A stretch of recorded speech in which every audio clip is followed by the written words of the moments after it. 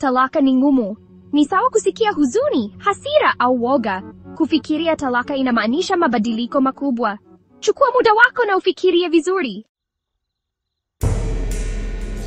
Talaka inaleta msongo wa mawazo. Unaweza kusikia huzuni, hasira au upweke. Kujitunza ni muhimu. Zungumza na marafiki, familia au mtaalamu. Usiogope kuomba msaada.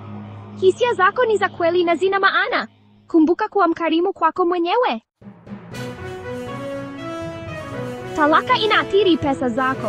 Fikiria kuhusu fedha zako. Nani anapata nyumba, gari, akiba? Ni muhimu kuwa mwangalifu. Talaka pia inaathiri mahusiano yako. Marafiki na familia wanaweza kuchagua upande. Kuwa tayari kwa mabadiliko katika maisha yako ya kijamii. Kuzungumza na mtaalamu kunaweza kusaidia. Wanaweza kukufundisha ujuzi wa mawasiliano.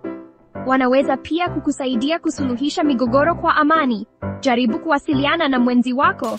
Zungumza kuhusu hisia na mahitaji yako. Maelewano yanawezekana. Zingatia kutafuta suluhisho. Talaka ni uamuzi mkubwa. Hakikisha uko tayari kabla ya kufanya uchaguzi wowote. Kumbuka, unastahili kuwa na furaha.